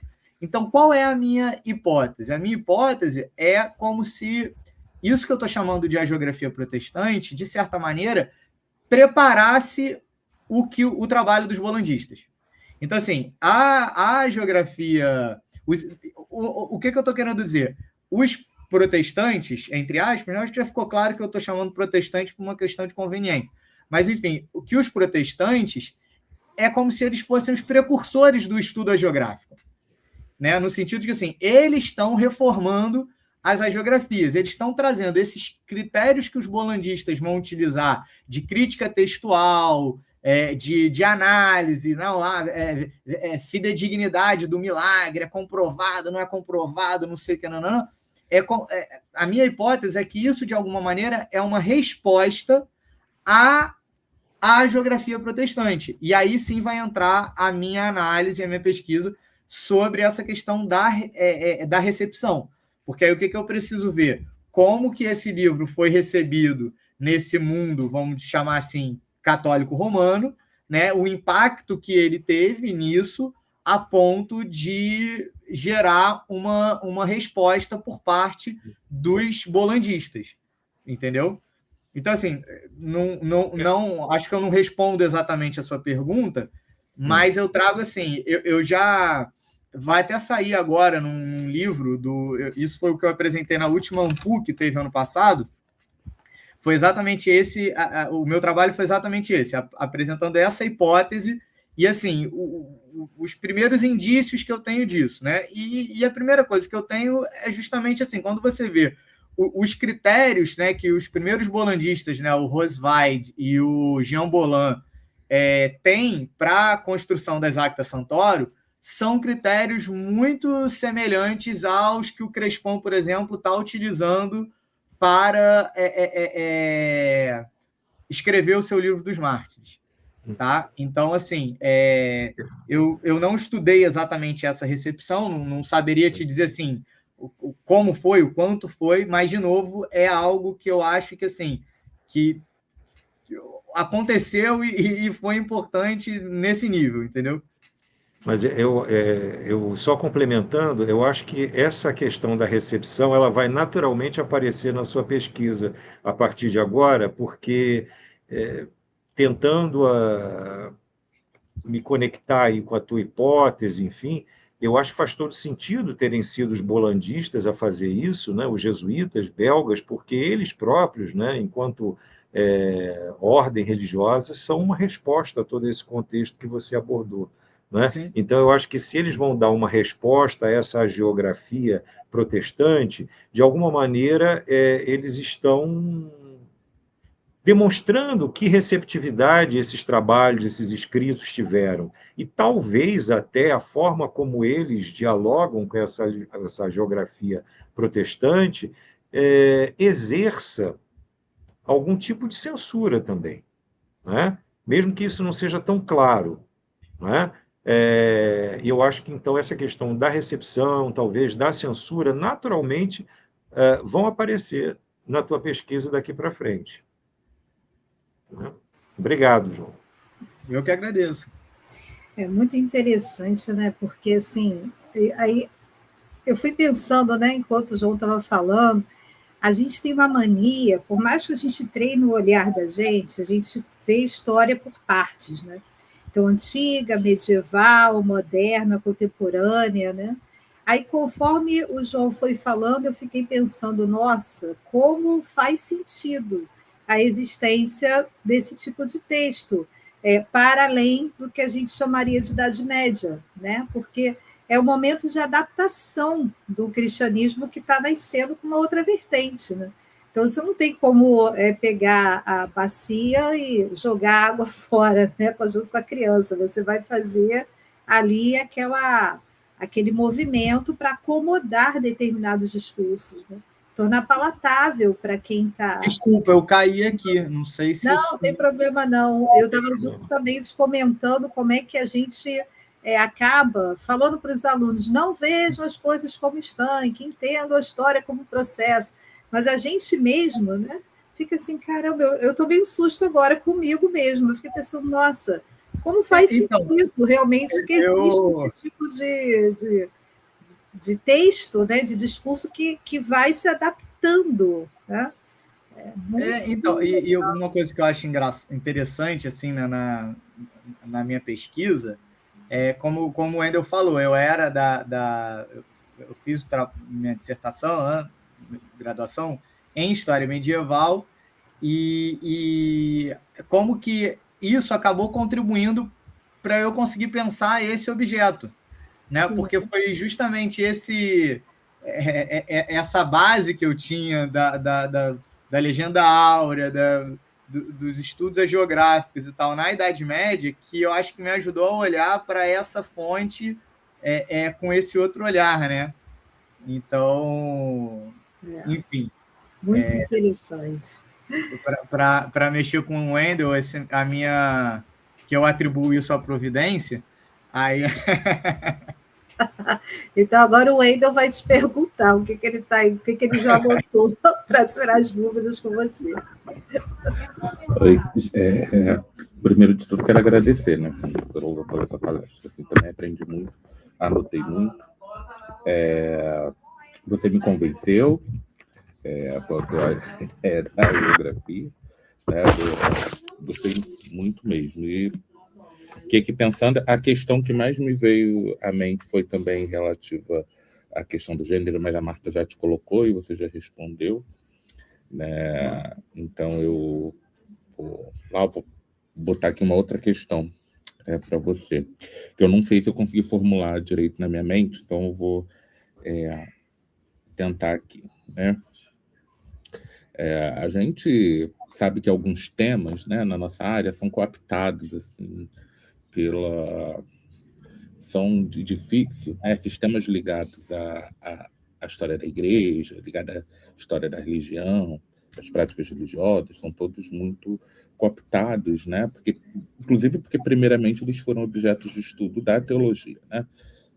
Da fé, mais do que da história. E aí, pegando o gancho que você faz no final da sua palestra, né? Quando você cita pouco, que você fala da questão, eu queria colocar para você a gente sabe que escrever, né, na Idade Média, no período moderno, né, ele se colocar no espaço público, né? E a economia discursiva na qual a geografia, né, o discurso geográfico se coloca, esse também, né? E aí eu estou falando aqui a partir da minha leitura, obviamente, das geografias medievais, sobretudo da primeira Idade Média, que são as quais eu trabalho, né? Mas se produzir uma geografia, né? Muito mais não, né? Mas também para além de uma questão religiosa, de fé, se colocar no espaço público, né? Se posicionar, inclusive, politicamente. Então, a pergunta que você, como estudou heresia também no período medieval, durante a sua sessão, você sabe muito bem, e você dialoga com a historiografia francesa, né? Você sabe do impacto, né, que tem desde a década de 90, ali do final da década de 90, esse entendimento de que essas heresias são produzidas, né, discursivamente, né? O impacto, sobretudo, que a Monique Werner vai chamar lá da virada linguística para os estudos sobre a heresia, né? Que esses discursos religiosos são entendidos como, sobretudo, políticos, né? E o impacto disso tem se consolidado, né, nos estudos medievais cada vez mais, né? A gente tem insistido nessa característica política dos textos, dos embates religiosos, né? Não mais, a gente, claro, não perde tempo mais com aquela coisa, né? Será que isso é uma questão, a heresia é uma questão religiosa, uma questão política? A gente sabe que é tudo ao mesmo tempo, né? Como você mesmo chamou a atenção aí a partir do Pocock. Eu queria te perguntar como isso tem sido nessa sua área, né, dos estudos protestantes. A gente sabe que esse é um tema cooptado também, né, pelos religiosos, pelas pessoas ligadas, né, à igreja, pelos estudos confessionais. Essa discussão, né, de que esse processo de confessionalização, por exemplo, né, ou essas discussões religiosas, são questões que são políticas, são disputas entre facções políticas diferentes, né? Como é que é esse entendimento no seu campo, né? Desses historiadores que têm se dedicado a esse tema? Isso ainda está como pano de fundo, ou isso já saltou o primeiro plano, como a gente tem tentado na história medieval, né? Na história medieval se saiu, isso era um pano de fundo, né? Sempre se fazia questão de se afirmar que se tinha consciência disso, mas isso tem saltado nos últimos anos para o primeiro plano, né? Os textos geográficos são lidos, sobretudo, como debates entre grupos políticos, entre posicionamentos políticos, né, na esfera pública. Como é que isso está nos estudiosos sobre a reforma protestante, que é um tema que me parece muito cooptado, né, muito em disputa. Assim, não sei se é uma compreensão inadequada minha, não sei se eu consegui me fazer entender. Eu posso tentar reformular de uma outra maneira aqui, tá? Mas eu queria te colocar essa questão. Bom, a gente, enfim, está conversando, qualquer coisa você interrompe para... Pelo que eu entendi da pergunta, assim, eu acho que tem dois níveis. A questão confessional, que inclusive na tese eu até trabalho sobre isso, porque, enfim, foi até uma discussão que eu quis fazer, que é o olhar confessional para a reforma protestante, né? E que isso é uma pesquisa futura, não sei nem se um dia que eu vou desenvolver, mas, enfim, vou até falar, porque se alguém aqui quiser estudar sobre isso, eu acho interessante, mas que é pensar que tipo de consciência histórica essa historiografia confessional ela constrói, né? Então, assim, quando você, numa escola bíblica dominical, quando você, numa igreja, numa pregação, num catecismo, qualquer coisa que seja, que você ouve falar sobre, no caso, a história da reforma, que tipo de consciência histórica está se formando, né? E aí isso é uma coisa que eu, por exemplo, critiquei muito, porque essa abordagem confessional ela é uma abordagem providencial, né? Ela é uma abordagem que é isso, ela singulariza o evento, ela é providencial, ela cria essa dicotomia do bem contra o mal, né? E que é uma abordagem que já está lá no Crespin.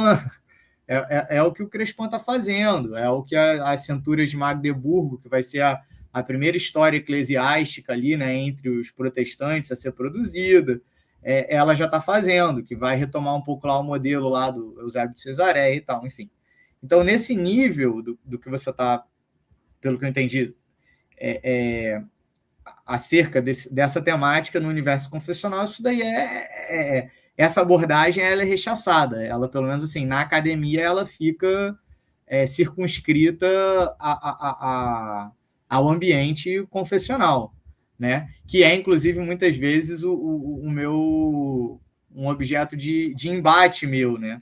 Porque, às vezes, esses grupos eles se valem da chancela do título acadêmico, então, doutorado em História, mestrado em História, mas o discurso acaba sendo um discurso confessional nesse sentido que eu estou falando, né? Em relação à teoria da confessionalização e os processos confessionais, isso foi uma forma, na verdade, de se pensar o próprio surgimento da modernidade, que vai surgir ali na década de 70, com o Reinhardt e o Schilling, um católico, por um acaso, e o outro luterano, mas que, na verdade, tinha justamente a tentativa de apontar o papel da religião na formação da modernidade, né? E aí o que eles vão demonstrar é justamente como que essas fronteiras confessionais que vão sendo criadas, e aí o Paulo Prodi, por exemplo, no livro dele Uma História da Justiça, vai sugerir que isso teve, na verdade, uma contribuição do Foucault, né, com o Vigiar e Punir, e aí daí vão tentar pensar isso, como que a religião funcionou como um processo também ali disciplinador e colaborativo com o poder secular na construção desse Estado moderno e dessa modernidade. Então, se você pega, por exemplo, o caso de Genebra, especificamente, e quando a gente fala do consistório, o consistório ele é um tribunal eclesiástico, ele é um tribunal religioso. Só que o que acontecia? Muitas vezes, quem ocupava o consistório, a pessoa que ocupava o cargo no consistório, era a mesma pessoa que ocupava o cargo político no conselho da cidade, né? Então, embora o consistório ele fosse algo cujo o propósito era discernir sobre os delitos, etc., eclesiásticos, ou seja, ele não tinha uma função civil, o consistório ele acabava funcionando como uma forma de auxílio para o braço secular imprimir as suas sanções, etc. e tal. Então, isso é um pouco a confessionalização. É como que essas identidades e essas fronteiras confessionais elas foram formando a própria modernidade, né? Seja criando essas identidades, como eu citei. Então, em lugares calvinistas, o filho não podia ter nome de santo que não fosse bíblico. Em lugares católicos, tinha que ser o nome do santo do dia.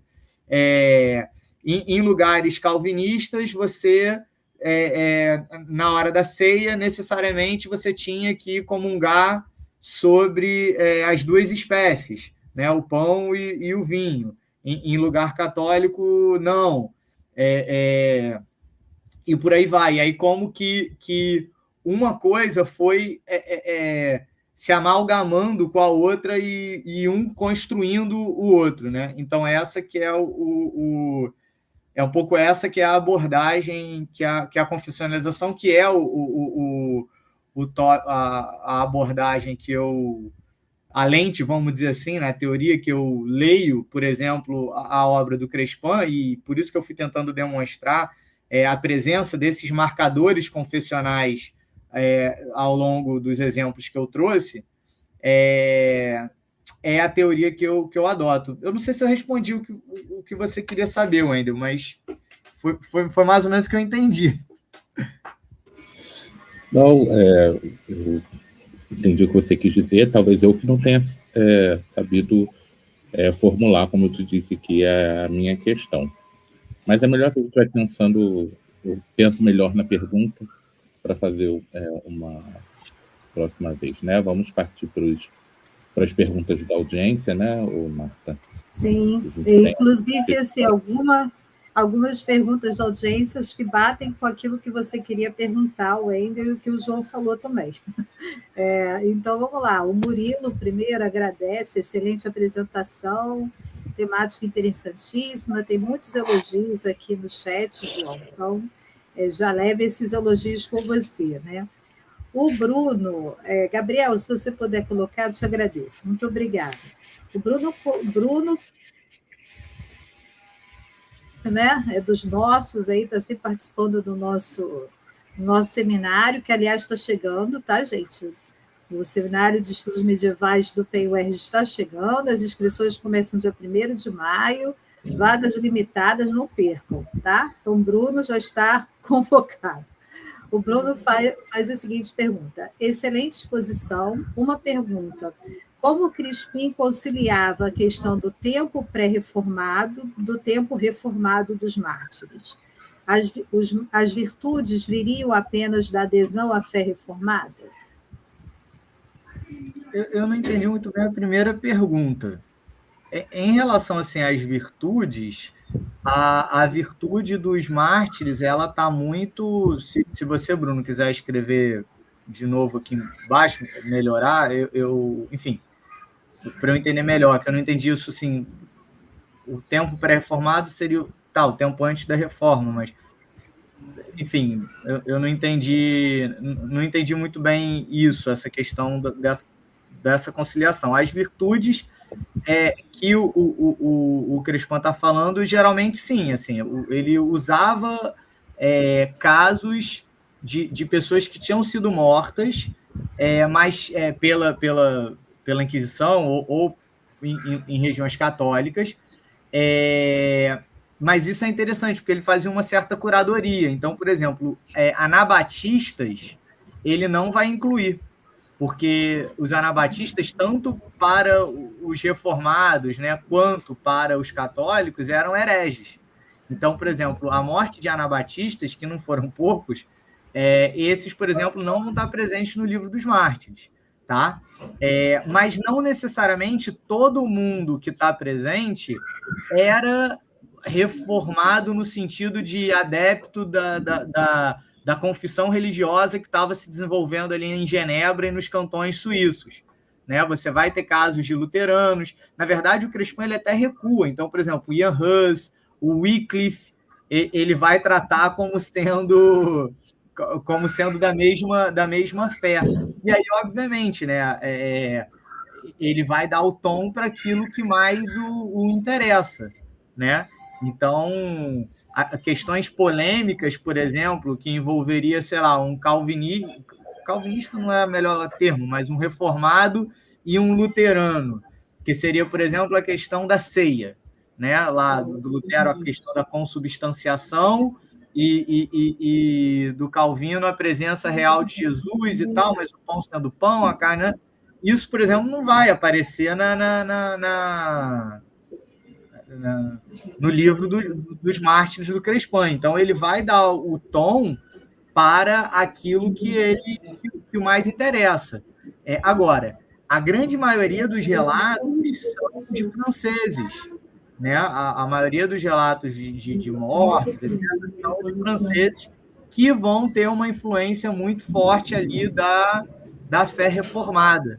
Tá? Então, assim, ou seja, a virtude que esses mártires apresentam, ela não necessariamente se dá por adesão à fé reformada, mas é uma virtude que se adequa à fé reformada. Não sei se eu fui claro com o que eu estou querendo dizer. Até porque, como eu falei, a virtude desses mártires, ela não é exatamente aquela virtude miraculosa em si, né, do mártir ter algum poder ou dele fazer algum feito extraordinário, mas é a constância na morte, é a paciência pelo sofrimento e, obviamente, no meio disso tudo, a manifestação da providência divina nisso tudo que eu falei. Então, o cara tá com a língua cortada, mas conseguir cantar um salmo e todo mundo entender o salmo que ele tá cantando. O caso lá do Rabeck, né? Tentam forjar, né, um fogo lá para que parecesse que Deus que mandou o fogo, e aí o plano é desmascarado. É mais nesse sentido. Ó, eu acho que o Bruno ficou plenamente satisfeito, porque ele depois colocou aqui, ó, são complementares as perguntas, você explicou adequadamente, muito obrigado. Então, tá tranquilo aí que o Bruno já entendeu perfeitamente o que você queria falar. Mas vamos lá, o pessoal aqui do chat mandou várias perguntas e isso está muito bom. O Murilo, né? Ah, não, peraí. É o Murilo? É o Vitor primeiro? Tá. O Vitor colocou assim, meu nome é Vitor, do curso de História da UERJ, Maracanã. Ah, bem-vindo, Vitor. Muito obrigado pela excelente palestra. Todos os casos narrados por Crespin são de confissão reformada e se resumem à região de Genebra? Não, acho que eu já respondi um pouco, né? Não. Sim. Muito pelo contrário, assim, na verdade, tem caso. A grande maioria é ali da região, da França e dos Países Baixos, mas você vai ter caso da Inglaterra, você vai ter caso. Esse caso mesmo do que eu li aqui do Juan Dias, né? Que era um espanhol e que vai morrer ali onde hoje seria a Alemanha. Né? Então, você não tem, embora ele tinha uma conexão com, na verdade, não exatamente com Genebra, mas ali com Estrasburgo, né? Que está ali também no cantão ali e que vai aderir à confissão reformada depois, né? Mas não eram só, não se resume a confissão reformada, ou melhor, a confissão de fé que a gente consegue apreender do livro dos mártires é a reformada, mas nem todo mártir era de confissão reformada. Você vai ter mártires que a gente colocaria como luterano, por exemplo. Você vai ter mártires que a gente não colocaria como um nem outro. Por quê? Porque essas fronteiras elas estão ali se formando também. Então, se você pega, por exemplo, mártires ali de 1520, 1530, 1540, você ainda não tem isso. Né? Por exemplo, a principal obra normativa do Calvino, que são as Institutas, ou que uma tradução melhor seria Instituição da Religião Cristã, que é de 1536, a primeira, né? E a última edição, que ele vai mexer bastante, vai ser de 1559. Então, ou seja, isso mostra que essas confissões elas ainda estão se normatizando e se construindo. Então, tem casos que são anteriores a elas. Embora o livro dos mártires seja o primeiro de 1554, você tem relatos anteriores, tá? E aí nem todo mártir era de confissão reformada e muito menos se resumia à região de Genebra. Até porque, como eu falei, ele tem essa pretensão de criar um nexo entre a igreja primitiva e a perseguição atual, né? E aí no título ele não fala de Genebra, ou ele não fala, mas ele vai falar a perseguição em nosso tempo, né? Então tem uma certa pretensão, vamos chamar assim, entre aspas, universalista, né? Uma coisa importante, também lembrando aqui, vai ser na obra do Crespin que a gente vai ter a narrativa dos mártires da Guanabara. O caso dos mártires da Guanabara, né, lá do Villegagnon, enfim, essa história toda, o Crespin ele vai pegar essas notícias e ele vai reimprimir esse caso desses martírios, que tudo bem, eram huguenotes, eram de confissão reformada, mas de qualquer forma, assim, aconteceu aqui. Então, vai estar presente também no livro dos mártires. Inclusive, o Frank Lestringran, ele tem até uma análise sobre isso. Olha que coisa interessante, hein, gente? Caramba! Estou aprendendo muito hoje, muito legal. A Helena botou aí também, ó. Parabéns, João. Estou estudando a geografia para o mestrado e acho que a sua hipótese faz muito sentido. Então, você convenceu a Helena, que é me orientando, viu? Então, a Helena já está convencida.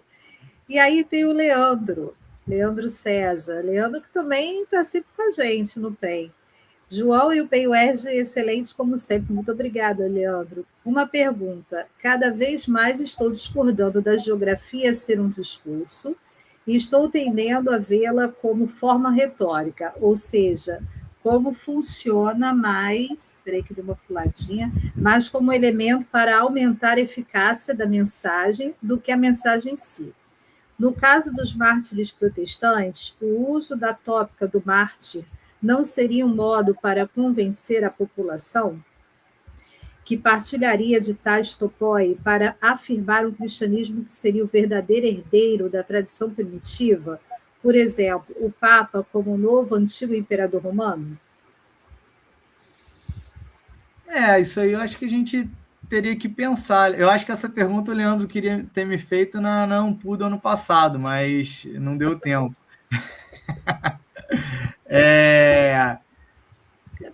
Eu não sei, assim, porque eu acho que em alguma medida funciona pensar essa questão retórica, mas eu não sei, eu acho que tem, pelo menos pensando aqui no caso do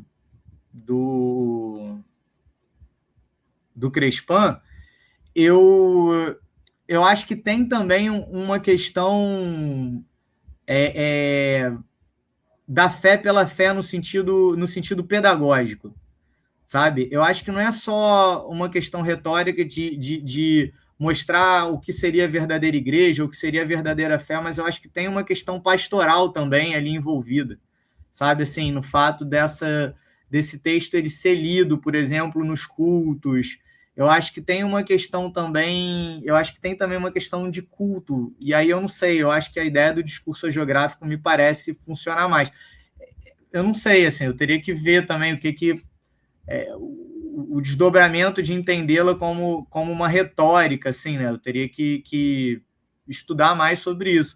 Mas a ideia do discurso geográfico me parece fazer mais sentido na medida que preserva essa dimensão cultural mesmo, né, desses casos assim que estão sendo lidos, que estão sendo meditados, sabe? Eu acho que esses textos eles também atuavam na edificação pessoal dessa galera, sabe? Assim, da forma de memória, de rememorar, melhor dizendo, enfim. Faz bastante sentido isso. É uma coisa a se pensar, mas faz bastante sentido, né? A questão de você criar uma tradição, uma memória daqueles que sofreram e mostrar o quanto o sofrimento pode ser vencido, né? É a criação mesmo de um espírito de uma época, né, religiosa que está se tentando forjar, né, que está se tentando organizar. Bacana. O Murilo também botou uma pergunta aqui. Tem uma pergunta: para além do John Royce, você observa outras referências aos líderes reformados protestantes, às heresias medievais? Algum martirológico inclui esses grupos como mártires?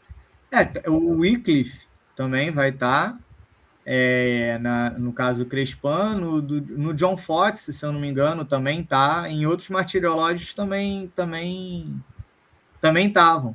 E eles também vão olhar, vai ser comum, não no martirológio do Crespin, mas incluir muitas vezes os valdenses também como espécies de precursores da reforma, né? Isso, precursores, eu digo assim, entre os próprios, entre o próprio meio reformado, assim, né? Sim. E a Helena também sinalizou aqui uma dúvida. Você convenceu, deixou ela curiosa, ela veio com uma pergunta. Tem uma dúvida que não sei se o professor vai saber responder. Por que a obra, primeiramente em francês, ganhou uma tradução em latim? Então, isso daí tem a ver também com o próprio círculo, né? Em que o Crespin ele era uma pessoa de formação universitária. O Calvino ele também faz isso, né? Com as institutas, mas se eu não me engano ele faz o contrário, né? Primeiro ele faz uma em latim, depois ele vai fazer uma em francês. Então, uma das questões da tradução dela para o latim tem a ver também com os círculos, né? Esses círculos humanistas, que essas obras elas circulavam. E aí isso eu não tenho certeza, mas eu acho que tem também alguma questão a ver com essa questão retórica, né? De apreciação do texto, né? Da escrita do texto, de como que o texto está construído, mas isso essa última parte eu precisaria verificar. Beleza. E o José fez um comentário que eu acho que conversa um pouco com o que o Wendel comentou também, né? O José, tudo bem contigo? Muito boa palestra. A geografia ser forte dentro da reforma desde o seu início me chamou a atenção, visto que até hoje, inclusive no Brasil, muitas denominações protestantes usam a questão de não cultuar santos como algo que os diferenciava dos católicos, né? E aí deve ser um choque pensar a questão da geografia protestante. Bem interessante mesmo, como isso dá caldo, né? Como isso levanta questões. E a Helena, só finalizando o comentário, disse aqui, fiquei curiosa porque geralmente é o contrário, do latim para o vernáculo. Muito obrigada, professor. Então, João, olha, muito obrigada. Nossa, excelente, muito bacana, e espero que você volte presencialmente. Te prometemos muito pães de queijos e bolinhos de cenoura com cobertura de chocolate da Rose. Muito cafezinho para a gente botar a conversa em dia, né? Porque isso aqui foi só uma palhinha, né, gente, de tudo o que a gente pode ainda discutir, pensar a partir do trabalho do João. E como ele mesmo disse, né, o trabalho ainda vai se desdobrar em outras tantas pesquisas. Essa é só a primeira parte do trabalho desenvolvido por ele. Eu vou passar a palavra para os colegas, inclusive para o João, para se despedirem do público, e depois eu vou só dar um recadinho e vou fechar aqui a transmissão, tá bom? Então, Wendel, Fabiano, depois João, e aí eu finalizo. Quero só agradecer, né, primeiro, mais uma vez ao João, por ter aceitado, por ter, né, preparado essa fala, foi muito bom. A parceria aí com o laboratório com o Nemo, o laboratório do Fabiano, né, que foi só a segunda vez que venham outras, né? E agradecer ao público que nos prestigiou aqui, e aqueles do futuro, né? Que irão passar a ouvir aí a palestra do João quando estiver disponível no nosso canal. Tá? Até a próxima, pessoal. Bom, quero também reiterar meu agradecimento, né, ao João pela exposição, muito proveitosa. Quero te parabenizar também pela tua pesquisa, João, e desejar que você tenha aí um campo muito proveitoso, muito prolífico a explorar. Eu acho que você tem aí uma hipótese de trabalho muito interessante para desenvolver.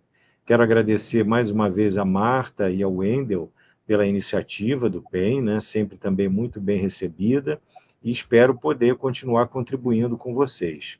Né, e espero também rever a todas e todos que nos assistiram aqui, né, a quem eu também agradeço, num evento presencial lá na UERJ. Bom, muito obrigado, gente. Bom, eu também agradeço ao professor Marta, ao professor Wendel, ao professor Fabiano pela recepção, né? Especialmente ao Wendel aí pelo convite, né? O convite que o Wendel me fez, na verdade, ano passado, que ele já... Aliás, vocês estão com uma organização impecável, né? Tô já ano passado, já programando tudo. Mas, assim, de verdade, agradeço, assim, bastante, né? Poder estar, enfim, falando um pouco da pesquisa que eu desenvolvi, do meu trabalho. Quem quiser, assim, né, eu já...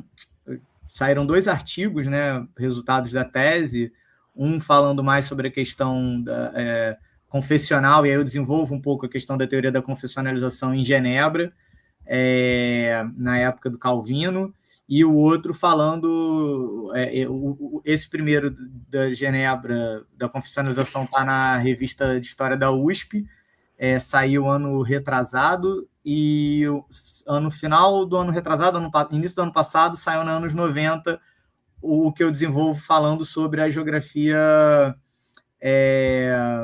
reformada, protestante, enfim. Então, quem quiser saber mais também sobre... Enfim, agradeço todo mundo que participou aí do chat, que fez pergunta. Leandro também, né? Sempre bom estar com você, meu amigo. Obrigado por ter assistido aí mais uma vez. E é isso, pessoal. Muito obrigado, de verdade. Se alguém, enfim, precisar também de alguma ajuda, e mais o pessoal, né, da graduação ou da pós-graduação que esteja precisando de alguma ajuda em alguma área que eu possa ajudar, podem contar comigo, pegar o meu contato com o professor Wendel. Estou à disposição para colaborar com vocês. E é isso. Fico aguardando o convite para o pão de queijo e o bolinho de cenoura com chocolate.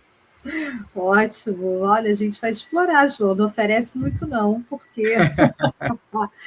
Bom, gente, o pessoal do chat, muito obrigada mesmo. A galera do PEN que estava aí, a Liz, a Adriana, o Gabriel, a Isabela, o José, né? Todos que deixaram aí o boa tarde, muito obrigada.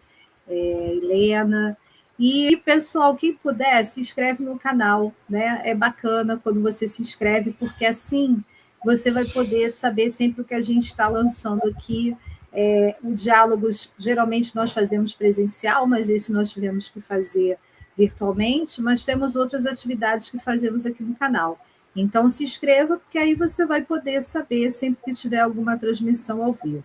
Tá bom? Muito obrigada a todos e até a próxima.